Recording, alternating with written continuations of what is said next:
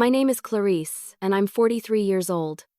For as long as I can remember, my life revolved around my daughter, Jenna. She was the reason I woke up every morning and the reason I pushed through every hardship life threw my way.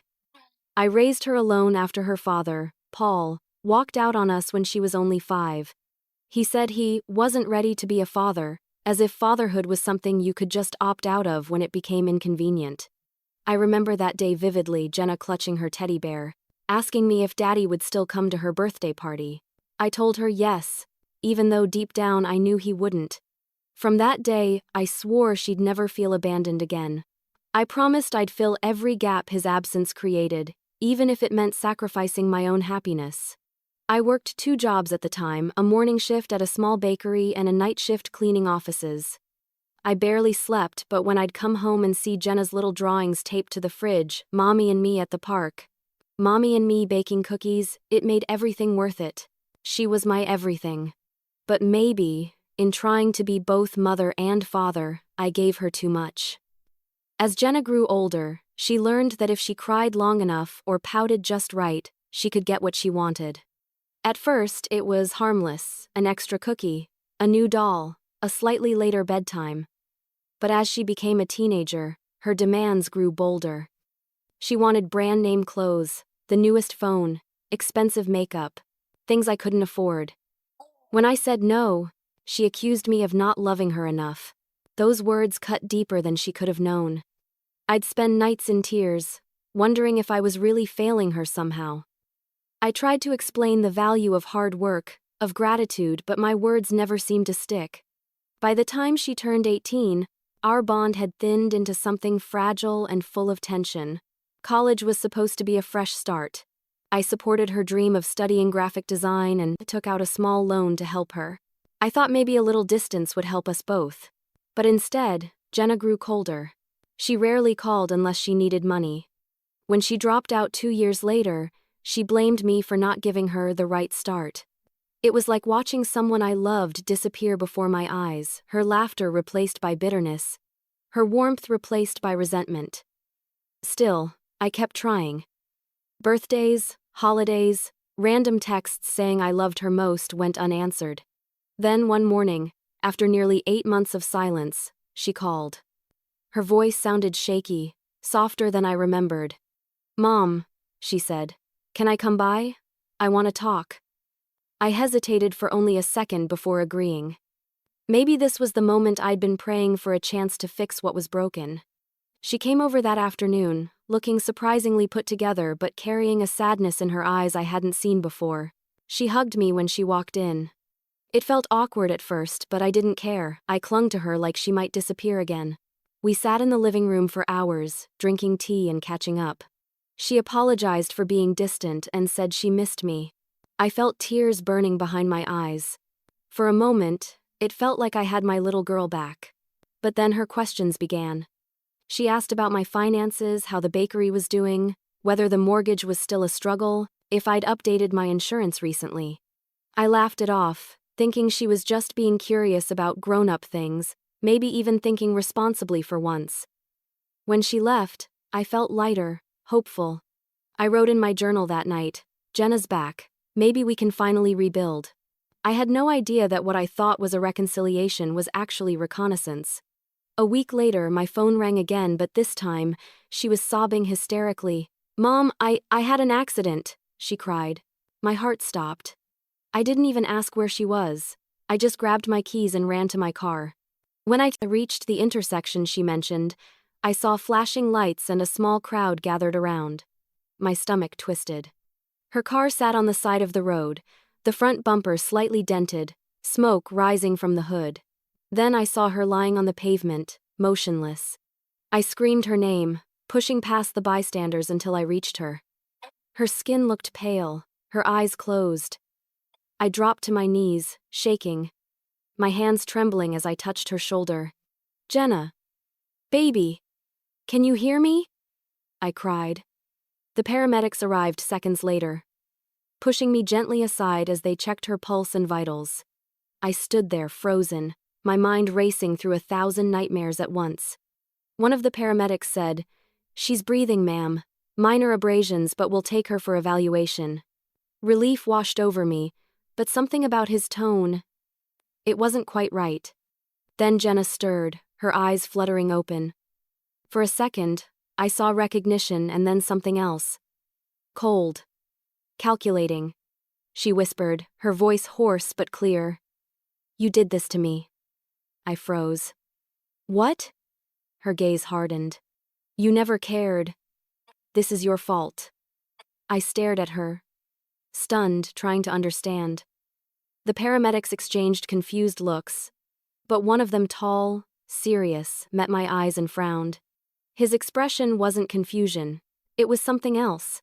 And in that moment, I didn't know it yet, but that man's silent, uneasy look would become the key to uncovering the most devastating truth of my life. The first sign that something terrible was brewing came wrapped in fake concern.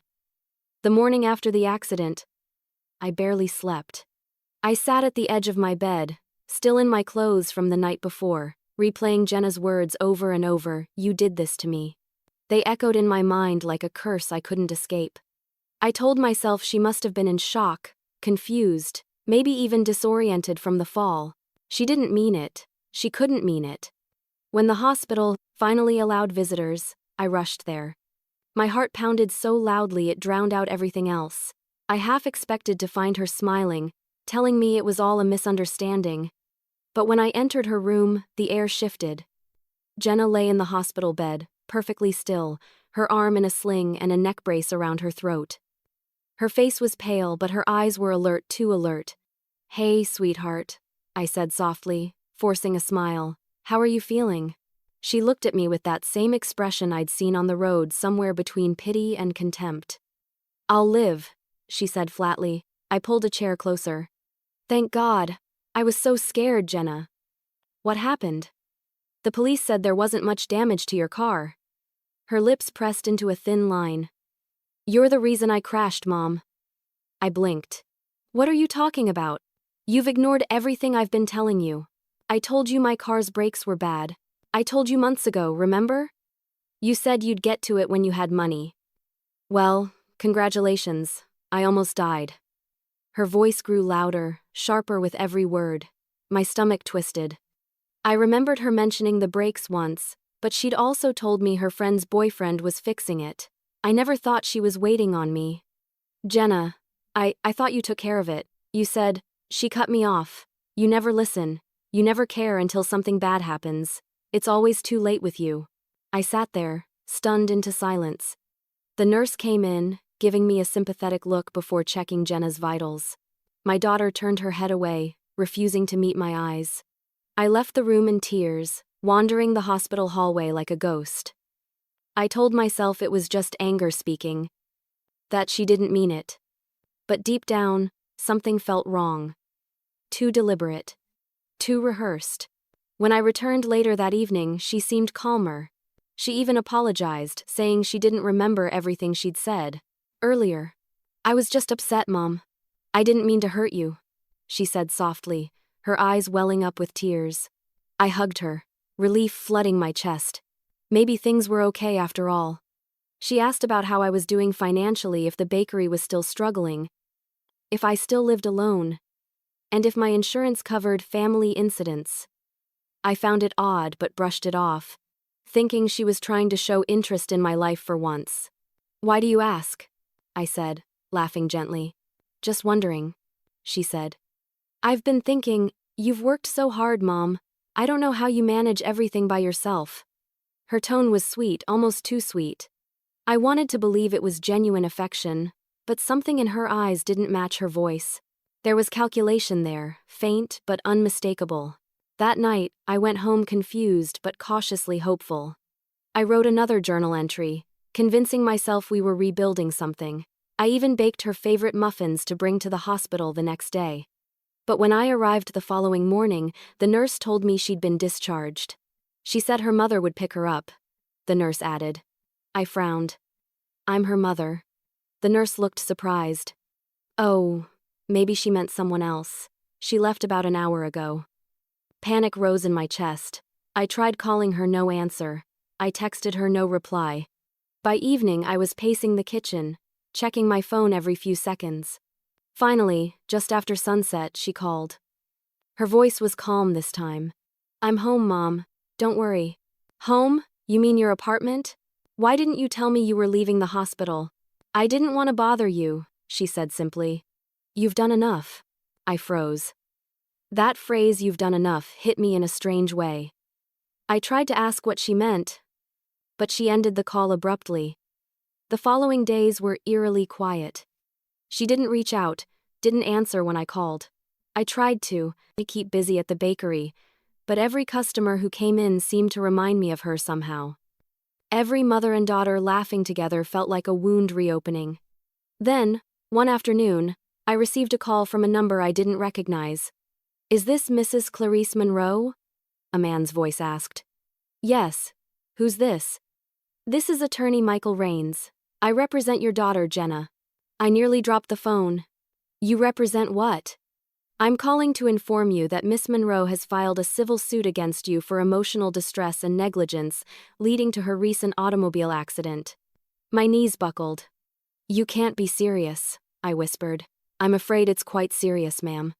You'll receive the official papers within 48 hours.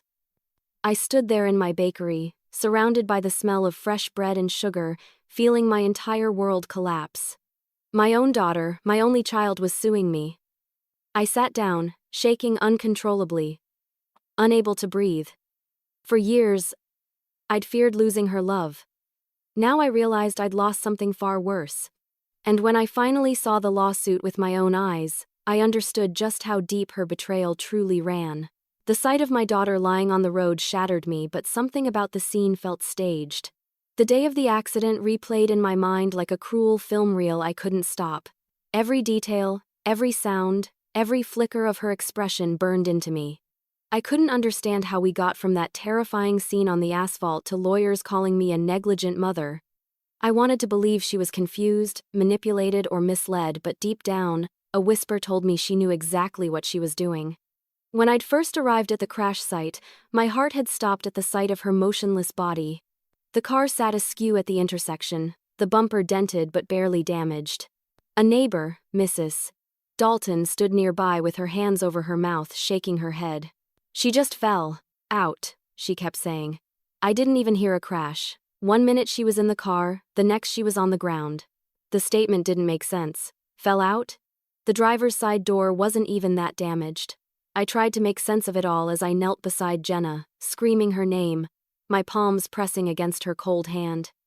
Then the paramedics arrived. One of them, a tall man with sharp eyes and a calm voice, directed the others. Vitals are stable. No major trauma, he said, checking her wrist. I caught his name tag, Aaron. He asked me to step back, and as I did, I watched Jenna open her eyes. Relief surged through me. But then she looked at me. Her gaze icy, detached. You did this to me, she whispered. At the time, I thought it was the shock talking. People say strange things when they're hurt. But there was something about the way she said it, controlled, deliberate, that made the air around us feel heavy. The next moments blurred together. The ambulance doors slammed shut. I rode with her, clutching her hand as she stared at the ceiling in silence. She never once looked at me again on that ride.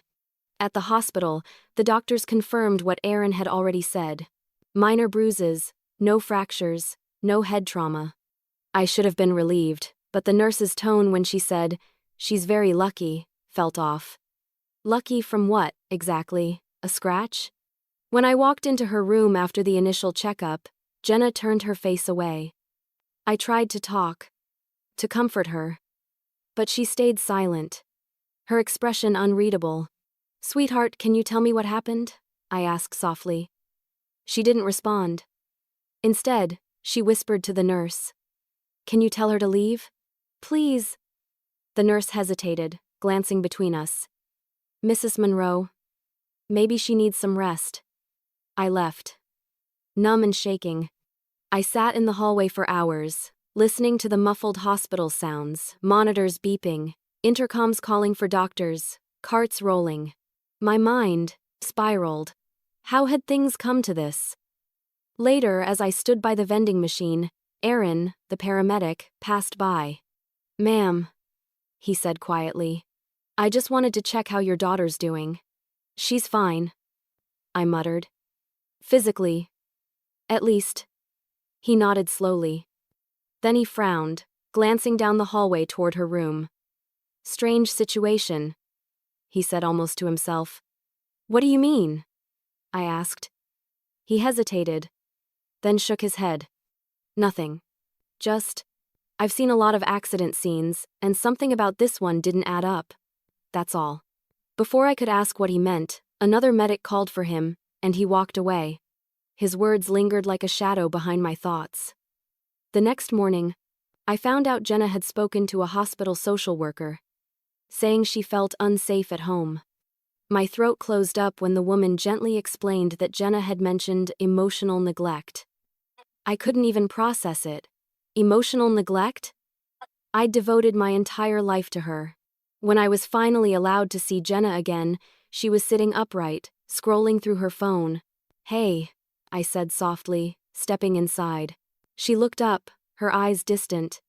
"You didn't have to come," she said flatly. "I'm your mother." "Jenna," I said. "Of course I had to come." She sighed, then smirked faintly. "You really don't get it, do you? You never have." Her tone cut through me like glass. "Jenna, please just tell me what's going on. Why are you saying these things?" But before she could respond, a doctor entered and began explaining discharge procedures. Jenna barely listened. When I asked if I could drive her home, she said, "No, Kyla's picking me up." Kyla, her best friend. The same girl I'd always thought had a bad influence on her. I didn't argue. I was too tired, too broken to fight. When she walked past me to leave, I reached for her arm. "Jenna, I love you," I whispered. She paused for a second, her face unreadable. Then she said, "If you really did, you'd take responsibility for what you've done." And she was gone.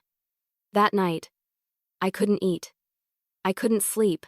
Every moment replayed in my head the accident, her glare, Aaron's uneasy expression, the nurse's hesitant words. Something inside me screamed that I was missing a piece of the puzzle, something big. 2 days later, a letter arrived in the mail. It was from a law office. My hands trembled as I opened it, reading the formal words printed in black ink. Jenna's full name appeared at the top, followed by mine. She was accusing me of negligence, claiming my failure to maintain her car caused her traumatic injuries and emotional suffering. I stared at the page until the words blurred. My own daughter was suing me. I felt a cold, hollow emptiness spreading through my chest. This wasn't anger, it was devastation. I had spent 21 years trying to protect her, and now she was using the very love I gave her as a weapon against me. As I sat there, the letter shaking in my hands, one memory flashed in my mind: the look on Aaron's face at the scene, that strange, knowing expression. And for the first time, I began to wonder if he had seen something that day, something he hadn't yet told me. At the hospital, everything started to unravel, and the truth began to surface piece by piece. The first hearing notice arrived just a week after the letter. I stared at it on the kitchen table, the legal jargon swirling in front of my eyes. Jenna's signature sat neatly on the bottom line, right next to the accusation that I had endangered her life through negligence. I wanted to laugh, but the sound that came out was hollow, broken. When I told my coworker Elise, she covered her mouth in shock. "Your daughter is suing you?" she whispered. "For what?" "For being her mother, apparently," I said bitterly. That afternoon, I sat in my car outside the hospital, staring at the building for almost 20 minutes before finally walking in. I needed to see Jenna one last time to talk to her before things got worse, before lawyers and courtrooms turned us into enemies. When I entered her room, she was sitting upright in bed, typing on her phone. Her wrist was wrapped in a soft bandage, but otherwise, she looked perfectly fine. She didn't look up when I said her name. "Jenna, we need to talk," I began carefully. She finally met my eyes, her face unreadable. "There's nothing to talk about." "Nothing to talk about?" My voice cracked. "You're accusing me of something I didn't do. You're dragging your own mother into court. Do you understand what this means?" Her tone was calm, almost practiced. "You always told me to take responsibility for myself. That's what I'm doing.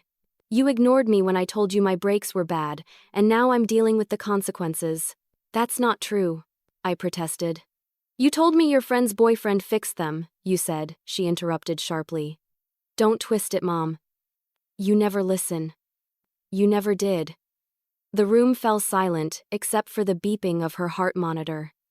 I could feel my chest tightening, my breath quickening. This wasn't a misunderstanding anymore, it was a performance. Every word sounded rehearsed, deliberate. Then the door opened, and a police officer stepped in, holding a clipboard.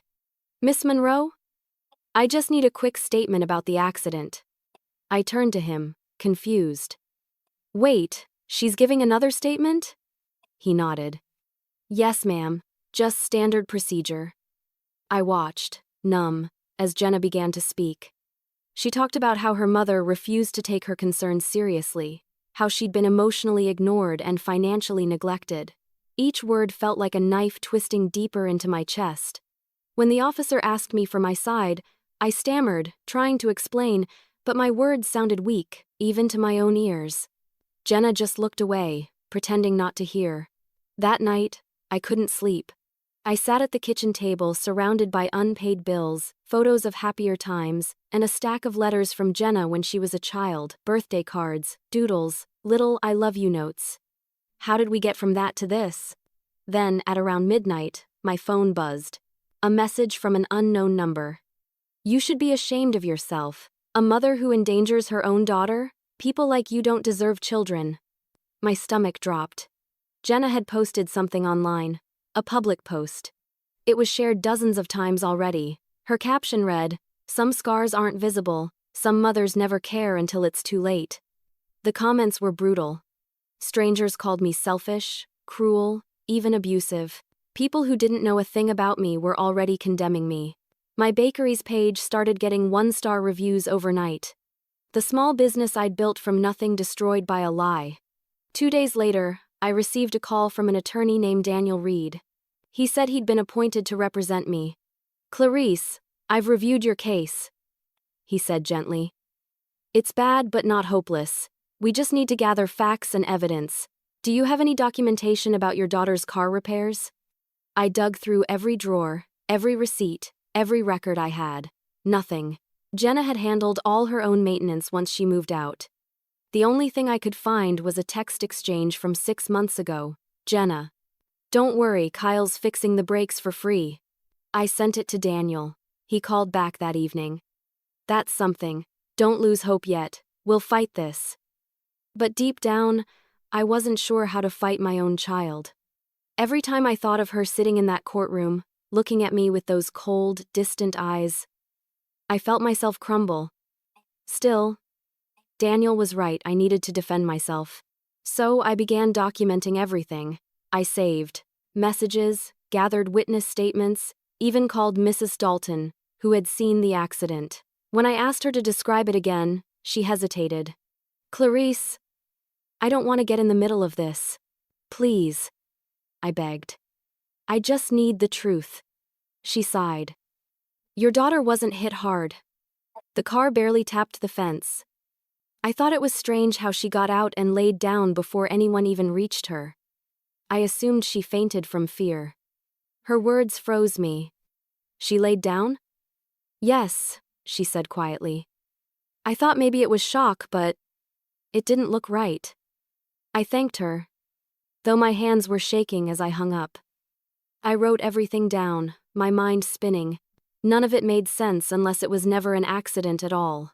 That night, as I was closing the bakery, I saw a familiar face waiting near the door.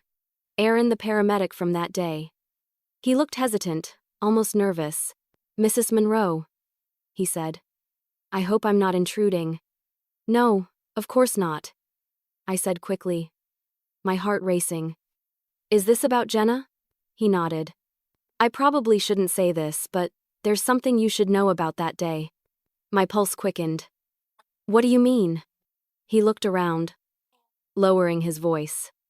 I saw things at the scene that didn't match the story. Aaron hesitated, his eyes full of concern.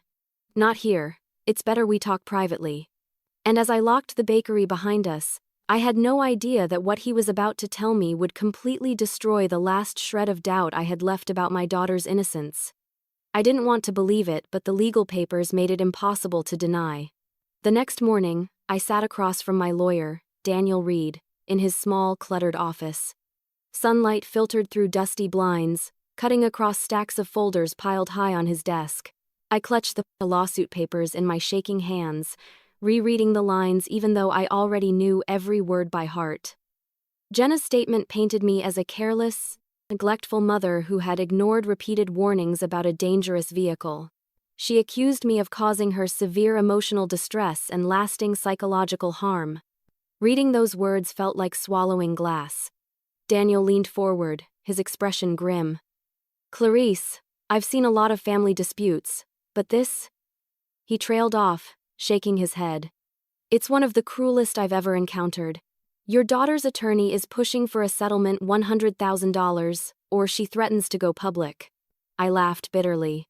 "Go public? She already has. The entire town thinks I'm a monster." He sighed. "I know. I saw the post. Social media has made this 10 times worse. But we can fight this. You just need to stay calm and gather evidence." I wanted to believe him, but every cell in my body was shaking with anger, shame, and heartbreak. I'd spent 21 years building a life around Jenna, working, saving, sacrificing, and now she was tearing it apart one accusation at a time. That evening, as I closed the bakery, the bell above the door chimed. I looked up and froze. It was Aaron, the paramedic from the day of the accident. His uniform was gone. He wore jeans and a dark jacket, his face serious but kind. "Mrs. Monroe," he said quietly. "I'm sorry for showing up like this, but I couldn't stop thinking about what happened that day." My pulse quickened. "You said yesterday there was something I needed to know. What did you mean?" He nodded and glanced around before speaking. "Can we talk somewhere private?" I locked the bakery door and gestured for him to sit. We took a booth by the window, and he leaned forward, speaking in a low voice. "When I got to the scene," he said, "your daughter was already on the ground. Her injuries didn't make sense. She had small abrasions, nothing consistent with being thrown from a car. I thought maybe she'd stumbled. But then I noticed something strange." My heart pounded. "What did you see?" "She was conscious when we arrived. Not dazed, aware. And before we reached her, I saw her open a small vial and smear something red on her arm. I thought it was blood at first, but it didn't look right. It was too thick, too bright. Later I realized it was fake. For a moment, I couldn't breathe." "You're saying she faked it?" Aaron nodded slowly. "I think she staged the entire accident. She told someone nearby, her friend, I think, to call you right away and make sure you saw her on the ground before the ambulance arrived." I felt the world tilt beneath me. "But why would she do that?" "I don't know," he said gently. "But when I heard she was suing you, I couldn't stay quiet anymore. I filed a supplemental report to the police this morning, describing what I saw." Tears blurred my vision. My own daughter had pretended to be hurt to frame me. I wanted to reject it, to believe Aaron was mistaken, but deep down, it made everything make sense. The perfectly timed phone call. The lack of damage to her car. Her strange calmness afterward. "Do you have proof?" I asked weakly. He nodded. "One of my team members had a body cam. It recorded parts of the scene, including her movements before we reached her. I can't give you the footage directly, but I reported it officially. Your lawyer can request it." I pressed my hands to my mouth, shaking. "You have no idea what this means." He gave a small, sympathetic smile. "I'm sorry, Mrs. Monroe. I really am. I hope the truth comes out." After he left, I sat in the empty bakery for hours, staring at the wall. My mind kept circling the same horrifying truth. Jenna hadn't just lied, she had orchestrated everything. The tears, the hospital stay, the accusations, all of it was part of some twisted plan. The next day, I told Daniel everything Aaron had said. His eyebrows shot up. "If that's true, we can file a countersuit. Defamation, emotional abuse, maybe even fraud, but we'll need hard evidence. He immediately filed a request for the paramedic footage and witness statements. As he spoke, I noticed a flicker of determination inside myself. For the first time since this nightmare began, I wasn't just scared, I was angry. For years, I had let Jenna's moods control me. Her anger, her guilt trips, her silence. But this time, she'd gone too far. I wasn't going to let her destroy me. That night, I pulled out my old journals, every page filled with entries about our arguments, my sacrifices, the times I'd loaned her money, and the emotional manipulation I'd tried to ignore. I was going to use it all. Still, a part of me hesitated. This was my daughter, my baby. How could I stand against her in court? But then I remembered Erin's words, her smearing fake blood, telling someone to call me. That image burned away any trace of hesitation. The next morning, I signed the paperwork Daniel prepared for a counterclaim. My hand shook as I wrote my name, but my voice was steady when I said, "She doesn't get to ruin my life with lies." And as I left his office, I didn't know it yet, but exposing Jenna's deceit was only the beginning.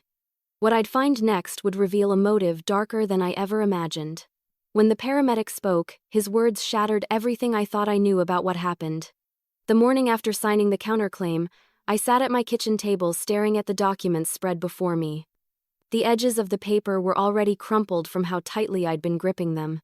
Erin's statement was there, printed in black and white. Every line was like a dagger, confirming the unthinkable. Jenna hadn't just exaggerated. She had fabricated the entire event. "Daniel," I called early that morning. "Clarice, I got the preliminary footage from the paramedic's body cam," he said. "It's enough to change everything. You need to come in." By the time I reached his office, my hands were clammy, my pulse pounding. He didn't waste time. He set his laptop on the desk, pressed play, and turned the screen toward me. The video began with the chaos of the crash scene sirens, people murmuring in the background. Then, the camera shifted, focusing on Jenna's car. She was already on the ground. Erin's voice came through the speaker. "Let's check her vitals." But before the paramedics reached her, the camera caught something unmistakable. Jenna, lifting her head slightly, reaching into her pocket, and pulling out a small vial.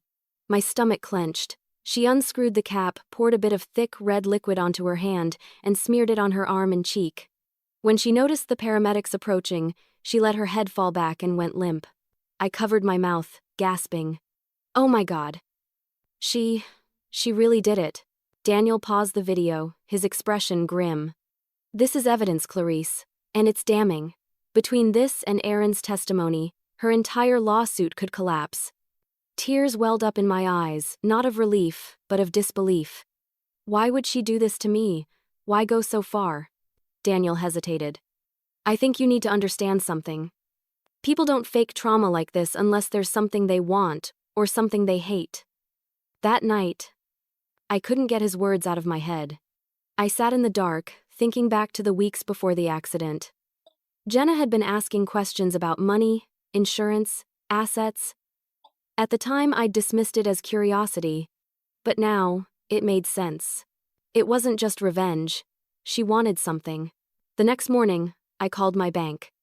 I remembered that years ago, when Jenna was younger, I had added her as a secondary on one of my old savings accounts. It was supposed to be for emergencies, something to help her if anything happened to me.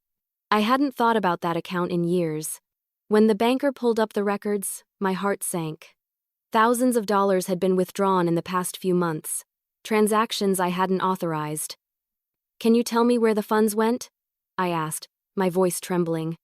He read off a few transactions, online payments, cash transfers, one to a name I didn't recognize, Kyla Norris. Kyla. Her best friend. The one who picked her up from the hospital. I hung up, my pulse racing. I opened my laptop and searched through my emails, messages, anything that could link them. What I found made my blood run cold. Screenshots of messages Jenna had accidentally backed up to my old shared cloud account years ago, still accessible. "Jenna, if this works, I can finally get that payout." "Kyla, you sure it's worth the risk?" "Jenna, She owes me. She's had her whole life while I got nothing. I stared at the screen. Numb. My daughter was talking about me like I was her enemy. Like I'd robbed her of something. Aaron called that afternoon to check on me. I just wanted to make sure you're okay, he said softly. This isn't easy for any parent.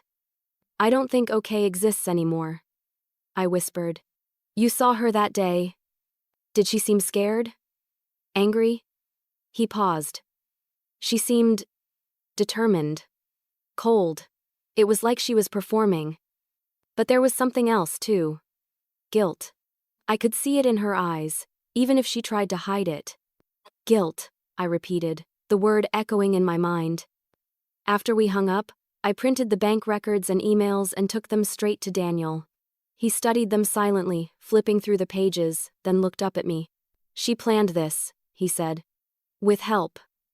The withdrawals to Kyla, the staged scene, the timing, it all fits.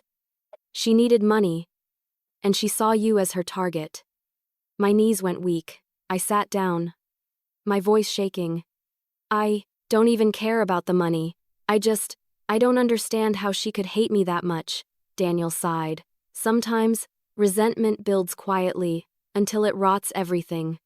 You said she dropped out of college, right? Maybe she blamed you for her failures. His words made sense, but my heart refused to accept them. I wanted to believe there was still some part of Jenna that loved me. That maybe she'd gotten lost and didn't know how to find her way back. That night, I stood in front of the mirror, staring at my reflection. My eyes were hollow, my skin pale from stress. I barely recognized myself. I thought about Jenna's childhood drawings, still tucked away in a box in the closet, stick figures holding hands under a rainbow, Mommy and me written in bright crayon. How did we go from that to this? The next morning, Daniel called with a new update. Clarice, the police have opened an investigation into the staged accident. Kyla's name came up in the report. I gripped the phone tightly. What happens now? Now, he said. We prepare for court. We'll present the evidence, the video, everything. Once the truth comes out, Jenna won't be able to continue her lawsuit. I wanted to feel relief, but all I felt was grief. Because even if I won, I'd already lost something far greater than money. And as I prepared to face my daughter in court, I couldn't shake the dread that when the truth came out, there would be no going back for either of us. Jenna wasn't just trying to hurt me emotionally, she had a financial motive behind everything. When Daniel confirmed that the police had begun looking into Jenna and Kyla, I thought I'd feel vindicated. I thought I'd finally breathe again, knowing the truth was starting to surface. But instead, I felt hollow, like the ground beneath me was quietly crumbling. Because this wasn't just about lies. It was about greed, about betrayal, about my own daughter turning me into a villain so she could profit from it. I met Daniel the next morning in his office. He already had a small pile of printed documents waiting for me. We subpoenaed Jenna's bank activity, he said, sliding the papers across the desk. You need to see this. I scanned the first page, and my stomach twisted. Dozens of transactions to Kyla's account, $500 here, $1,200 there, sometimes labeled as consultation or plan. My hands trembled as I flipped through them. Are you saying she paid Kyla to help her stage this? I whispered. That's exactly what I'm saying, Daniel replied grimly. We've also found communications between them, emails, messages. It looks like Kyla handled logistics while Jenna handled the legal setup. I sank back into the chair, my pulse roaring in my ears. She really planned this, I murmured. It wasn't a spur-of-the-moment thing. She wanted to destroy me. She wanted money, Daniel corrected. You mentioned your homeowner's insurance, right? She filed the initial claim against that policy. If it had gone through, she could have received a significant payout before your countersuit even reached court. It hit me like a brick. All those questions Jenna had asked during her so-called reconciliation, about my insurance, my property, my savings.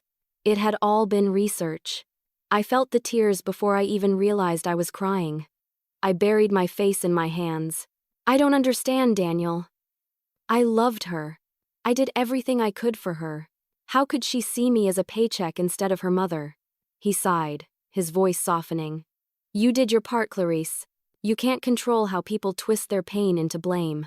Later that night, I went home and opened the old photo albums I'd tucked away years ago. There she was, Jenna at 5, wearing a paper crown from kindergarten. Jenna at 10, blowing out candles while I clapped behind her. Jenna at 16, arms crossed, rolling her eyes during a family photo she didn't want to take. Even back then, there had been distance. I just hadn't wanted to see it. My phone buzzed, a text from a number I didn't recognize. You think you've won? You have no idea what you've started. No name? No clue? But I knew it was her. My own daughter. Taunting me. The next day, Daniel and I met again to prepare for court. We'll use the bank records, the body cam footage, and the statement from Aaron, he said, organizing the evidence. If Kyla testifies truthfully, we can end this quickly. Will she? I asked. Will Kyla even tell the truth? Daniel hesitated. It depends. She's under investigation too. Sometimes fear brings out honesty. That gave me little comfort. 2 nights later, I got a call I'll never forget. It was Aaron. Mrs. Monroe, he said carefully. I don't want to alarm you, but there's something new. The police interviewed Kyla today. My chest tightened. What did she say? Why, she didn't deny helping Jenna, Aaron replied. But she claims Jenna promised her a share of the insurance money. Apparently, Jenna said she'd win big because the case was emotional. A daughter against a negligent mother always wins sympathy. I couldn't speak. My throat closed up, and the room spun around me. I barely managed to whisper, "Thank you, Aaron." After the call, I stood by the kitchen window, staring into the dark street outside. The reflection staring back at me didn't look like me anymore. I looked tired, drained, older than 43. I whispered to the glass, "Why, Jenna? Why me?" The next morning, Daniel called again. "The court date's set for next week," he said. "Are you ready?" "No," I said truthfully. "But I don't think I'll ever be." He gave a sad smile.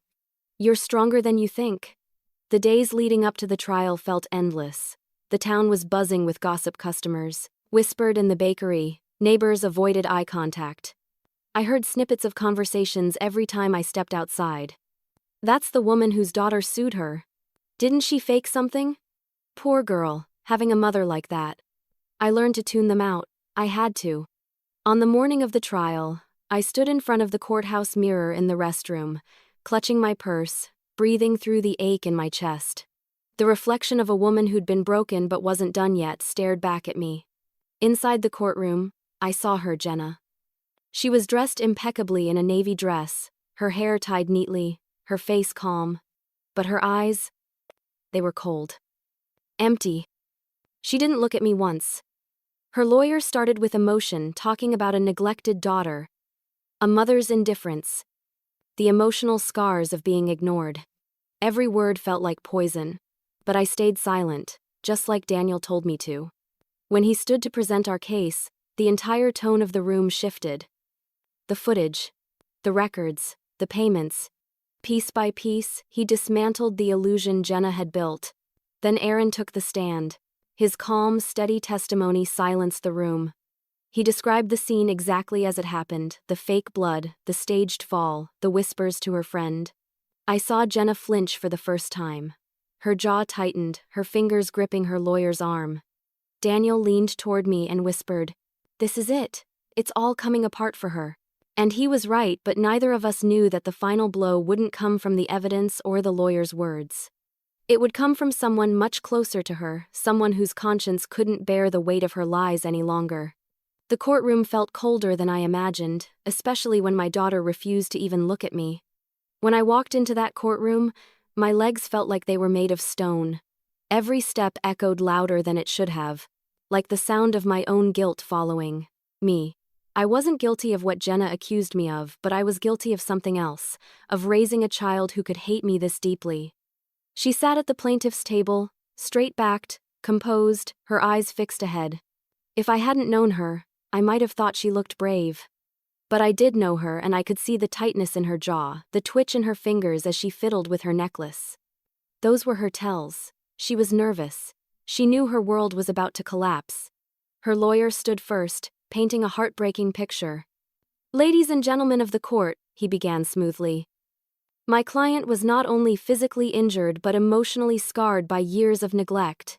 This accident was the breaking point, a direct result of her mother's irresponsibility." He gestured toward me. "This woman failed her daughter in every imaginable way." I kept my eyes on the table. I refused to meet anyone's gaze, not because I felt shame, but because if I looked at Jenna, I might have broken. I might have cried. And I couldn't give her that satisfaction. When it was our turn, Daniel stood up, calm and measured. "Your Honor," he said, "we have evidence that tells a very different story." He gestured toward the screen that had been set up in front of the courtroom. "A story not of negligence, but of deception." He pressed play. The footage from the paramedic's body cam filled the silent room. The jurors leaned forward. The judge frowned, watching carefully. There it was, Jenna's car, almost untouched. Her body on the ground, motionless. And then, clear as day, the small vial coming out of her pocket. The thick red liquid. The deliberate smear across her arm. A murmur rippled through the courtroom. Jenna's lawyer shifted uncomfortably. Jenna's face turned pale. When the video ended, Daniel spoke again, his voice steady but firm. "This is the truth. The plaintiff staged her injuries, then accused her mother of causing them for financial gain. This isn't a case of neglect, it's a case of fraud." Then came Aaron. He walked to the witness stand. His paramedic uniform crisp. His expression professional. When he spoke, his voice carried quiet authority. "I was the first responder at the scene. I can confirm what the footage shows. Miss Monroe was conscious when we arrived and deliberately created the appearance of injury. I also overheard her instruct her friend to call her mother immediately, saying, quote, 'Make sure she sees me like this.'" The courtroom went completely still. Even the judge leaned forward. Aaron continued, "I didn't come forward earlier because I assumed it was a private matter. But once I learned of the lawsuit, I couldn't stay silent." Daniel nodded, letting the weight of Aaron's words settle. "Thank you, Mr. Peterson." Jenna's lawyer tried to recover. "Paramedics see dozens of traumatic events daily," he said. "Isn't it possible you misinterpreted what you saw?" Aaron didn't flinch. "No, sir. I know what I saw." Then it was my turn. I took the stand, my hands trembling slightly as I swore in. I looked at the judge, at the jury, and finally at Jenna. "My daughter and I have always had a complicated relationship," I began softly. "I raised her alone. I worked 2 jobs. I tried to give her the world. But somewhere along the way, she stopped seeing my sacrifices as love and started seeing them as failures." My voice cracked. "When she called me that day, crying about an accident, I thought she needed her mother. I didn't know she was setting me up." A few jurors exchanged uneasy glances. Even the judge looked somber. Daniel approached the bench. "Your Honor, we have one final piece of evidence, a record of the plaintiff's bank transactions. Payments made to her friend Kyla Norris, both before and after the date of the so-called accident." He handed the papers to the judge, who raised an eyebrow as he skimmed them. "Is this accurate, Miss Monroe?" Jenna's lawyer whispered something urgently to her, but she said nothing. She stared at her lap, her face pale.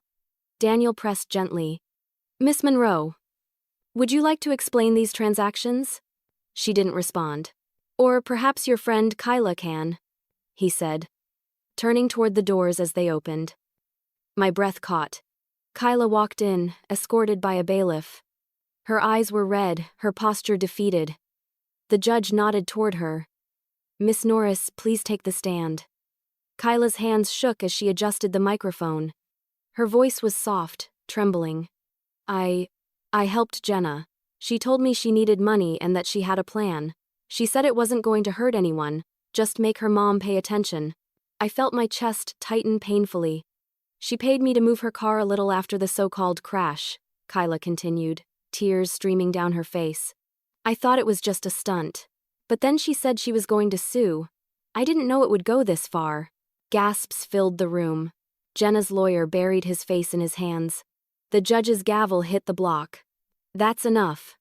For the first time, Jenna looked at me. Her eyes were wide, panicked, full of something I hadn't seen before, fear. But underneath it, I saw the same defiance, the same stubbornness that had always burned inside her. The judge called for a short recess. As I stood to leave, Jenna's gaze met mine again.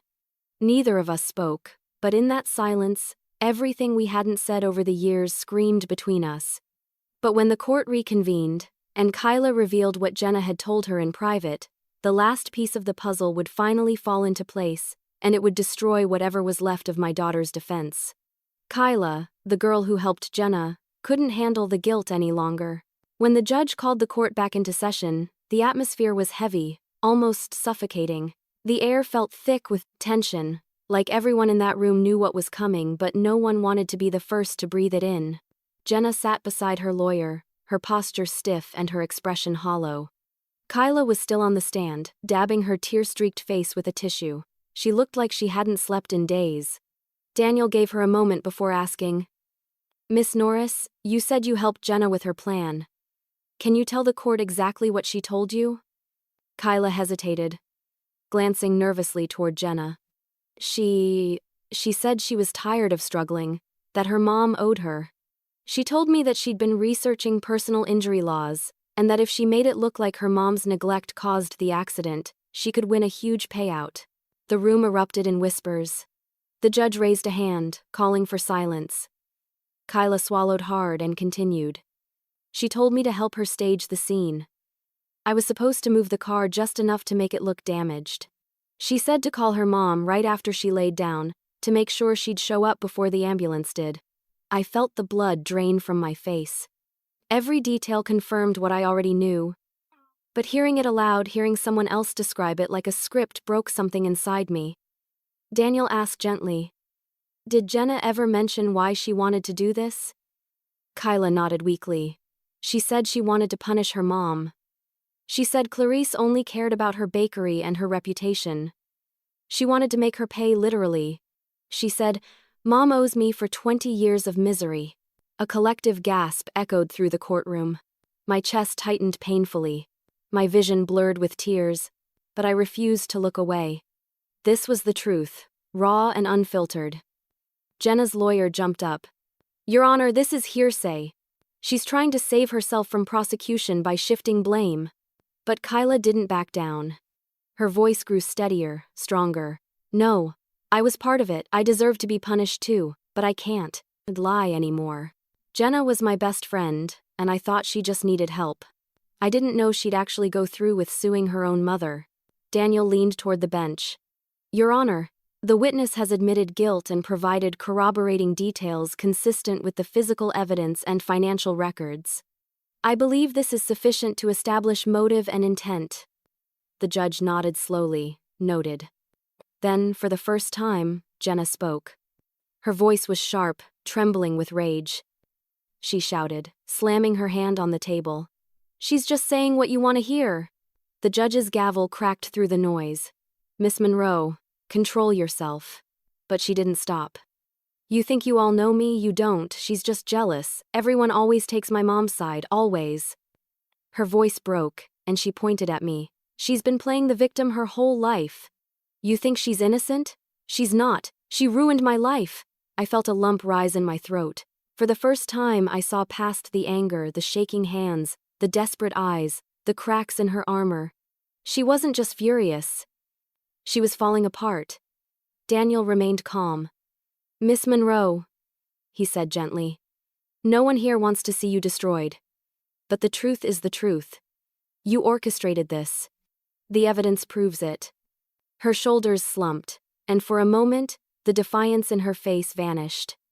She looked like a child again, lost, cornered, terrified. The judge called for another recess to let her compose herself. As I stepped into the hallway, my knees nearly gave out. I leaned against the cold wall, breathing shakily. My heart was breaking and hardening all at once. Aaron approached quietly. "You okay?" he asked softly. I shook my head. "No. But thank you for standing up for the truth." He gave me a small, sympathetic nod. "I just wish she'd chosen a different path."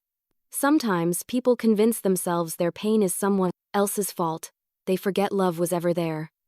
His words stayed with me. When we went back inside, the judge wasted no time. After reviewing the testimony, the financial records, and the footage, I find substantial evidence that the plaintiff's claims were fraudulent. He turned to Jenna. Miss Monroe, this court dismisses your case in full. Further, pending review of the evidence, you may face separate charges for perjury and attempted insurance fraud. The sound of the gavel echoed like a thunderclap. Jenna didn't move. She sat frozen, her hands gripping the edge of the table, her face pale. When her lawyer leaned in to speak to her, she flinched away. I didn't feel triumph. I didn't feel victory. All I felt was emptiness. Daniel placed a gentle hand on my shoulder. You did it, he said quietly. It's over. But it wasn't. Not really. Because no judge's ruling could repair what had been broken. As I stood to leave, Jenna's voice stopped me. Mom. I turned slowly. She was staring at me, her eyes red and glassy. You're happy now, right? You got what you wanted. Everyone knows I'm a monster. My throat closed. I wanted to tell her she was wrong, that all I'd ever wanted was for her to be okay. But the words wouldn't come. I left the courtroom without answering. Outside, the sky was overcast, the air heavy with rain. I stood there for a long moment, staring at the courthouse steps, feeling years of exhaustion weighing on me. Then I saw Aaron walking toward me. She's broken, he said quietly. But maybe this is what it takes for her to face the truth. I nodded, unable to speak.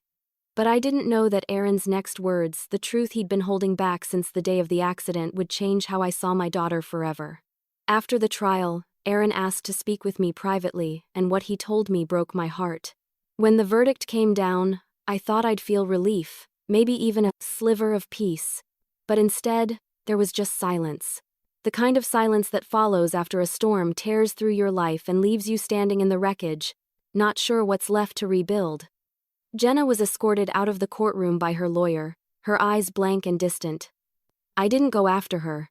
I couldn't. There was nothing left to say. For years, I'd been the one chasing her, after arguments, after tears, after silence. This time, I didn't move. Daniel packed up the folders, giving me a soft look. You did what you had to do, he said gently. I nodded, though my throat felt tight. It doesn't feel like winning. It never does, he replied. Not when it's your own child on the other side.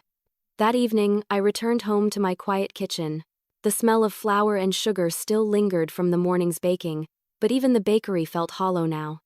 I sat at the table, staring at the untouched cup of tea I'd made, when there was a knock at the door. When I opened it, Aaron stood there, hands shoved in his jacket pockets, eyes filled with something between sympathy and hesitation. Sorry to show up unannounced, he said. But I needed to tell you something in person.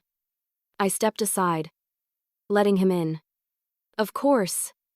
Please. Sit. He didn't. He stayed standing, pacing slowly, as though trying to find the right words. Clarice, you deserve to know everything I found out. About that day. I swallowed hard. You already told me everything, didn't you? The fake blood, the staged fall, the friend helping her? He shook his head. That's not all.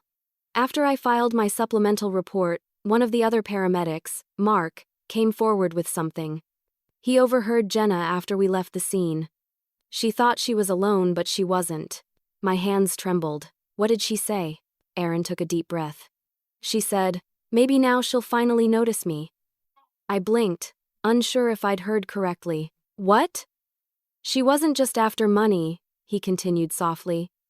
She wanted your attention. She wanted you to see her pain, even if she had to fake it. She told Kyla she felt invisible, like nothing she did was ever enough to make you love her the way she wanted. I sank into a chair, the strength draining from my body. But I did love her, I whispered. I loved her more than anything. Aaron's voice was gentle. I know. But sometimes, when people feel broken inside, love doesn't register the way it should. They twist it into something else, something they can control. His words hit me like a wave. All the years of trying, all the nights I'd stayed up worrying about bills, all the sacrifices I thought they proved my love. But maybe Jenna never saw it that way. Maybe she saw my exhaustion as distance, my sacrifices as indifference. I thought back to the times she'd begged for attention when I was too tired from work to play. The teenage tantrums I brushed off because I thought she'd grow out of them. The moments I said, "Not now, honey. Mommy's busy." Each one. A small crack that eventually split wide open. Aaron continued quietly. "I'm not excusing what she did. She hurt you in ways that can't be undone. But I think deep down, she didn't know how else to make you feel what she was feeling." I looked up at him, tears streaming down my face. "You sound like you understand her." He gave a small, sad smile. "I do. I've seen a lot of people hurt the ones they love because they don't know how to ask for help. Jenna's not evil, Clarice. She's lost." We sat in silence for a long time. The ticking clock on the wall was the only sound. Finally, I whispered, "What happens now?" He shrugged. "That depends on you. You have every right to cut her off completely. To move on.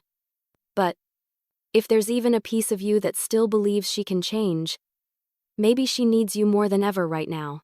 His words echoed in my head long after he left. I walked through the house that night, looking at the remnants of our life together, the photos, the gifts, the memories frozen in happier times. My anger had burned itself out, leaving only sorrow and a strange kind of compassion. The next morning, I met with Daniel again.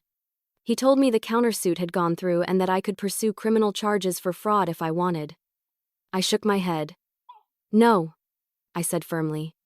"I don't want to ruin her life. I just want this to end." He looked at me with a mix of respect and concern. "You're a better person than most, Clarice." But I didn't feel noble. I felt tired. Empty.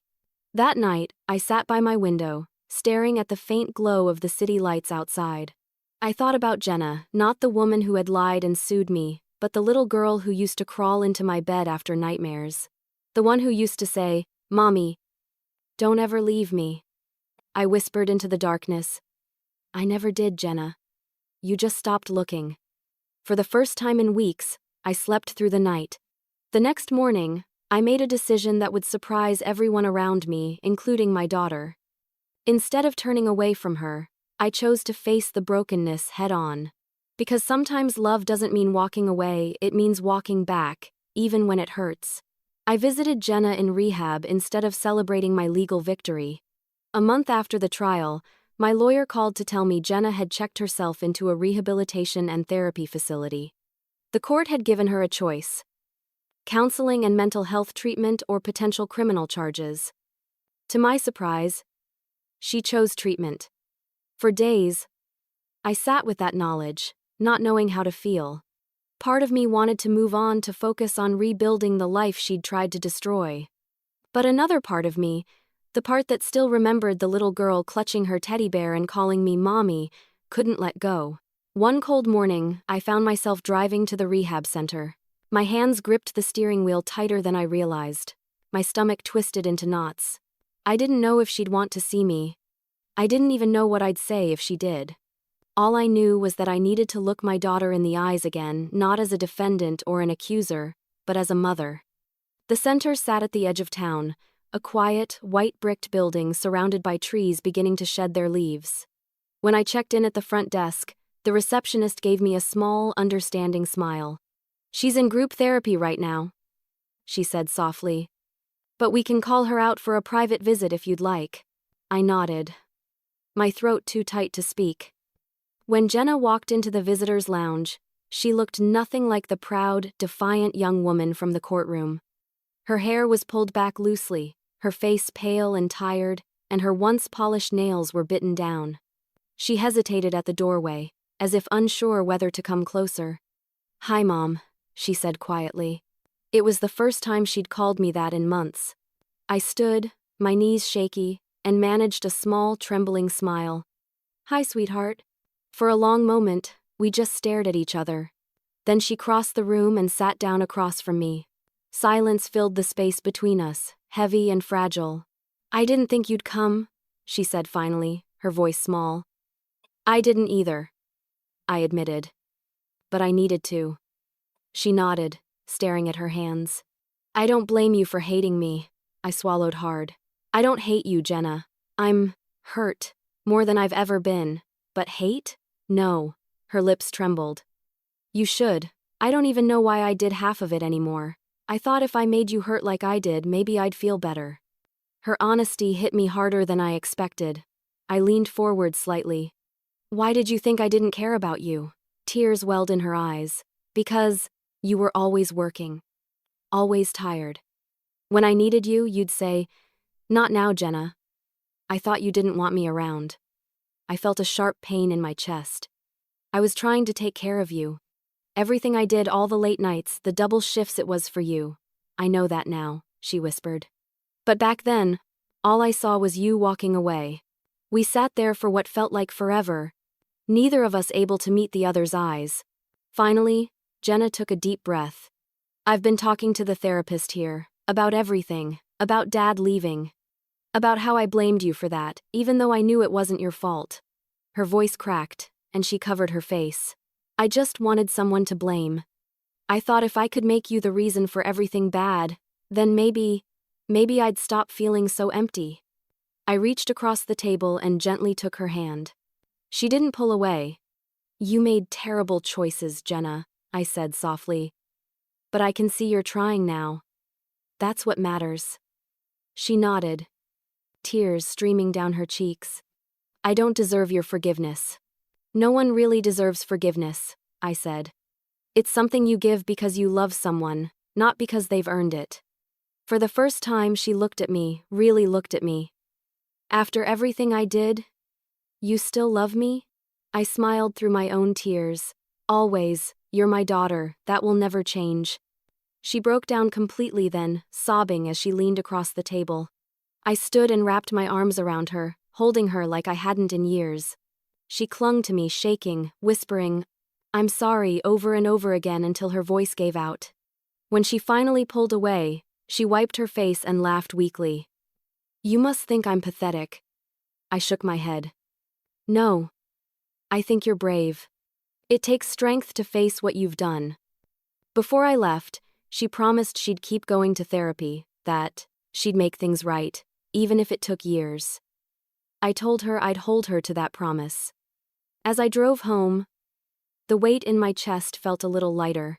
That night, I sat at my kitchen table again, but this time, the silence didn't feel empty. It felt peaceful. For the first time in a long while, I allowed myself to hope. Over the next few weeks, Jenna began sending me letters from the rehab center. Handwritten ones, filled with apologies, reflections, and fragments of the girl I used to know.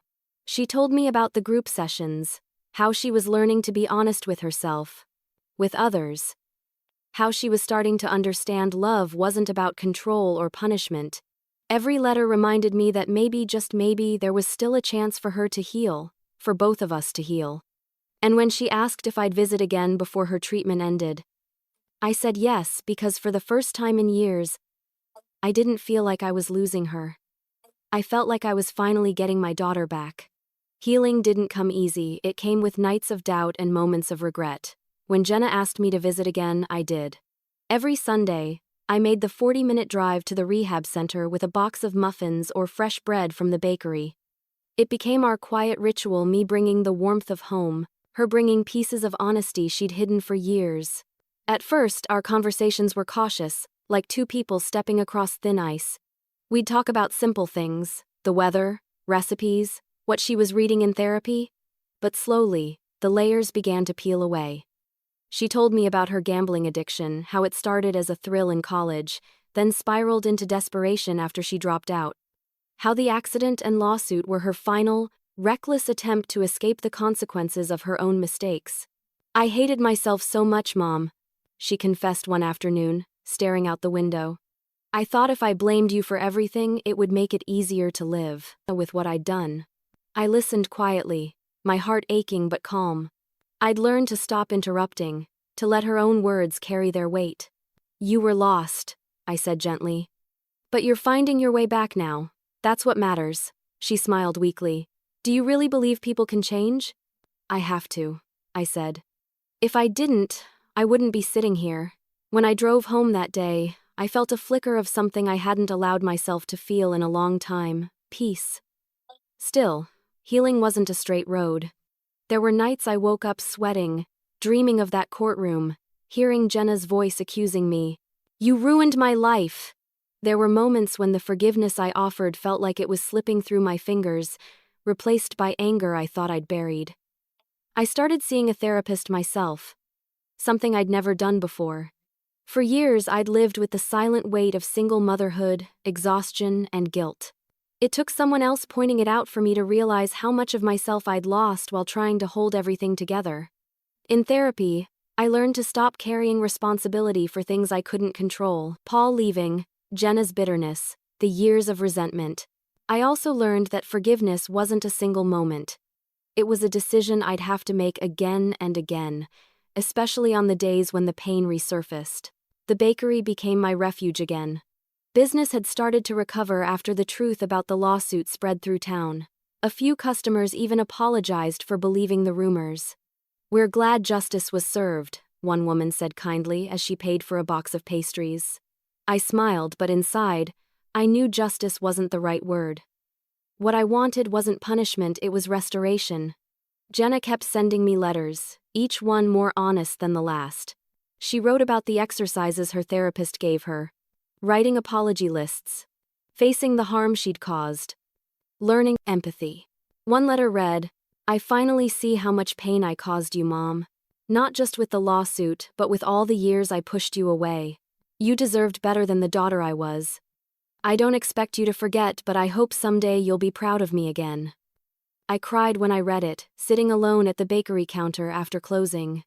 It wasn't the kind of apology that erased everything, but it was real. Months passed, and I began to feel something unfamiliar: hope, mixed with acceptance. I didn't know if Jenna would ever be the same, or if our relationship could fully recover. But she was trying, and that was enough. Still, some nights, doubt crept in. There were moments when I questioned if she'd truly changed, or if it was just temporary remorse. During one visit, I asked her, "What happens when you leave here, Jenna? How will you keep from falling back into old habits?" She looked at me thoughtfully. "I don't know, but I do know that I can't do it alone. I've spent my whole life pretending I didn't need anyone, and it almost destroyed me." I nodded slowly. "Needing people isn't weakness, Jenna. It's what keeps us human." Her eyes softened. "I learned that from you." After that visit, something shifted. I no longer saw her as the girl who betrayed me. I saw her as the woman fighting to rebuild herself. And maybe that was the greatest victory we could have hoped for. The town eventually moved on. The gossip faded, replaced by quiet curiosity when people saw me smiling again, or when I mentioned that I was visiting Jenna weekly. Some even called me brave. I didn't feel brave. I felt human. Then, one morning, a letter arrived in my mailbox. It was different from the others, thicker, carefully folded, sealed with a small drawing on the back. It was a picture of the two of us, holding hands under a rainbow the same way she used to draw us as a little girl. Inside, the first line read, "Mom, I think I finally understand what love really means." I clutched the paper to my chest, tears falling freely. And as I read her words, I realized the pain that once tore us apart was slowly turning into something else, something fragile but real: redemption. But what I didn't know was that her final letter from rehab would hold one more surprise I never saw coming. In her final letter from rehab, Jenna said words I never thought I'd hear again. It arrived on a Thursday afternoon, tucked neatly between bills and bakery supply catalogs. The envelope was lavender, her favorite color growing up. My hands trembled as I slid a knife under the seal. I'd grown used to her letters by then, but something about this one felt different, more deliberate, more final. The first line stopped me cold. "Mom, I finally understand what love really means." I sank into my chair, the scent of fresh bread still lingering in the air, and began to read. Love isn't about control or guilt. It's not about who's right or wrong. It's about seeing someone's flaws and still choosing to stay. You did that for me, even after everything. I used to think you were cold, but now I see you were strong. I used to think you didn't care, but now I see you cared too much." I pressed the paper to my chest, blinking away tears. Each word carried the weight of years we'd lost, and the hope that maybe, just maybe, we could find our way back. She wrote about her therapy, how she'd learned to take accountability, to face her past without running from it. "For so long, I lived in anger. I blamed you for Dad leaving, for my mistakes, for everything that went wrong. But anger is easy, Mom. Forgiveness is hard. You chose the hard thing, and I want to, too." She ended the letter with something I never expected. "When my treatment ends, not to live off you or hide from my consequences, but to help you rebuild to earn your trust again." I didn't finish the letter right away. I had to set it down, my heart pounding too fast. For years, I'd dreamed of those words, and now that they were here, I didn't know what to do with them. Part of me wanted to open my arms, to let her come home immediately. Another part, the part still covered in old scars, hesitated. I spent that evening pacing the bakery, replaying every moment of our story in my mind. The laughter, the lies, the courtroom, the apology. Love, I realized, wasn't about forgetting what happened. It was about deciding what to do next despite what had happened. I took out my journal and wrote my reply carefully. "Jenna, forgiveness doesn't erase the past, but it gives us a chance to write a new chapter. If you're willing to do the work and live honestly, there will always be a place for you in my life and, yes, in my home." When I mailed it the next morning, I felt something lift from my chest. For the first time in years, the future didn't look like a burden, it looked like a possibility. The following weeks passed in quiet anticipation. I threw myself into baking again, but this time with purpose.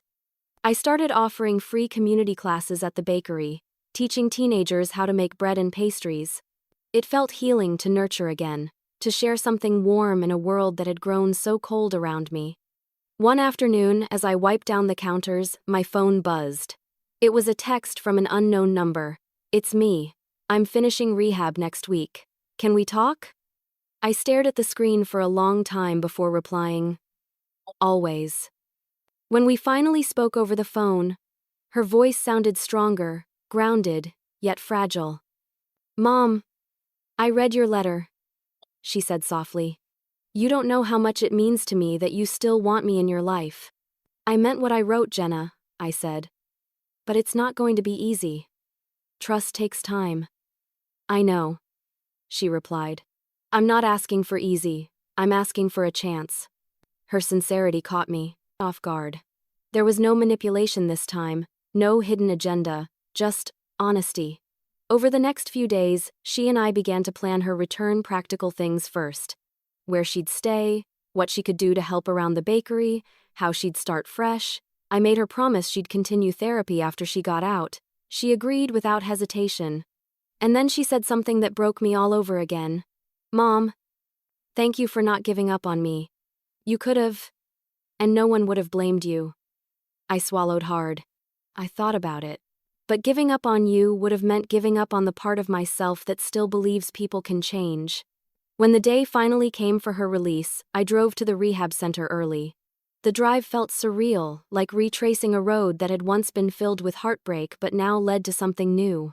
I parked by the front entrance and sat there for a while, watching the doors, remembering the girl I used to tuck in at night, the woman I'd faced in court, and the fragile soul I was about to welcome back into my life. When she stepped outside, carrying a small duffel bag and wearing a simple white sweater, I almost didn't recognize her. She looked older, calmer, her expression softer. When our eyes met, she smiled, a real, genuine smile. "Hi, Mom," she said. "Hi, sweetheart," I whispered, my voice trembling. She climbed into the car, and for a while, we just drove in silence, the radio humming softly. There were no grand speeches, no apologies. Just peace. When we pulled into the driveway, she turned to me and asked, "Are you sure you're ready for this?"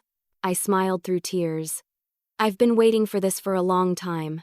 But as I opened the door to welcome her home, I didn't know that the surprise she carried with her, a single, unexpected gesture, would remind me that redemption isn't just about forgiveness. It's about love finding its way back in the simplest, most human ways. The day, Jenna returned. I realized sometimes redemption is more powerful than revenge. When we pulled into the driveway that afternoon, the sun was setting, painting the house in a warm orange glow. It felt poetic somehow, like the world itself was offering us a new beginning. Jenna sat in the passenger seat, quiet, staring at the house she hadn't stepped foot in for nearly 2 years. I could tell she was nervous. Her fingers twisted the strap of her duffel bag, her foot tapping lightly on the floorboard. "Nothing's changed much," I said softly. "I still live the same way. The same couch, the same old oven that burns cookies on the bottom rack." She smiled faintly. "It smells like home." That simple phrase made my throat tighten. For so long, she'd treated this place like a battlefield, a reminder of everything she thought I'd done wrong. Hearing her call it home again, it was a small miracle. We walked inside together. The house was clean, quiet, filled with the scent of cinnamon and baked bread. I'd made sure of it, wanting her first moments back to feel safe. She set her bag down by the door and just stood there, looking around as if she were seeing everything for the first time.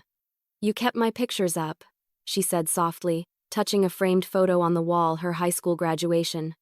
"Of course I did," I replied. "I never took them down." Her eyes glistened. "You should have." "No," I said gently. "Taking them down would have meant I gave up, and I couldn't do that." We spent the first evening talking in small doses. She helped me prepare dinner, just simple spaghetti and garlic bread, and for the first time in years, the silence between us felt comfortable. She told me about the people she'd met in rehab, the ones who taught her humility, accountability, and kindness. I listened, occasionally adding something small, but mostly, I just let her speak. After dinner, she surprised me by standing up and beginning to clear the table. "You cooked. I'll clean," she said, smiling. It was such a normal thing, but it nearly broke me. For so long, our interactions had been storms, loud, destructive, impossible to navigate. Now, it was quiet, simple, human. Later that night, I sat on the couch, staring at the flickering light of a candle on the coffee table. Jenna came in, holding a small wrapped box. "What's this?" I asked. "A peace offering," she said. I hesitated before unwrapping it.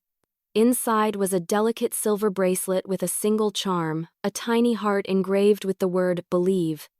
"I made it during therapy," she said shyly. "They had a craft program for patients. The therapist said to make something that represents what I want most in life. I made this for you. Because you believed in me when no one else did." I didn't even try to hold back my tears. "Jenna, it's beautiful." She smiled through her own tears. "It's not much, but it's a start." I reached out, taking her hand. "You don't need to make it up to me with gifts. You being here, trying, that's enough." She nodded, and for the first time since she was a child, she laid her head on my shoulder. We sat like that for a long time, no words needed. The next morning, she insisted on coming with me to the bakery. "I want to help," she said. "I need to do something that isn't about me." I hesitated, but she was determined. When we arrived, my employees gave her cautious smiles. The townspeople still remembered what had happened, but most had softened their judgments after learning the truth. Jenna slipped on an apron and started helping me knead dough. It wasn't perfect, she was clumsy, messy, but every mistake came with laughter. Real laughter. At one point, an elderly customer came in, looked at Jenna, and said softly, "It's good to see you two together again." Jenna smiled politely. But later, when we were alone, she said, "I didn't realize how much why. People watched us fall apart." "They did," I said, "but now they're watching us heal." That afternoon, I noticed her humming while cleaning the counter. It was a tune I hadn't heard in years, one she used to sing when she was little, while helping me bake cookies. I had to turn away so she wouldn't see the tears in my eyes. As the days turned into weeks, life settled into something peaceful. Jenna kept her therapy appointments, paid her debts where she could, and volunteered at a local youth group to talk about accountability. She told her story honestly, how resentment and pride nearly destroyed her life. One evening, Aaron stopped by the bakery. He smiled when he saw Jenna behind the counter. "You're back," he said kindly. She nodded. "Thanks to you." He shook his head. Thanks to the truth. You just had to be ready to face it. Jenna gave a small, genuine smile. I'm getting there. When he left, she turned to me and said, I don't think I ever told him thank you properly. I smiled. You just did. That night, as we closed up the bakery, Jenna leaned against the counter and said quietly, Do you ever think we'll really be okay again? I thought for a moment before answering. We already are. Being okay doesn't mean perfect, it just means we're still trying. She nodded, her eyes glistening. As we walked home under the dim streetlights, I slipped the silver bracelet around my wrist. The little heart charm caught the light, shining faintly in the dark. Jenna looked at me and smiled. It suits you, I laughed softly. No, sweetheart, it suits us. We walked the rest of the way in silence, but it wasn't an empty silence. It was full of everything we'd been through, everything we'd survived, and everything we still hope to become. When we reached the front door, Jenna turned to me. Mom, she said, her voice steady. Thank you for not giving up on me. I looked at her, my heart full. That's what mothers do, Jenna. We don't give up, we believe. She smiled. The kind of smile that reached her eyes. And for the first time, I really knew that we were both finally free. And though her lies had nearly destroyed me, they ended up saving both of us in a way neither of us could have imagined, because sometimes the hardest lessons come wrapped in forgiveness, and the deepest love is born from pain.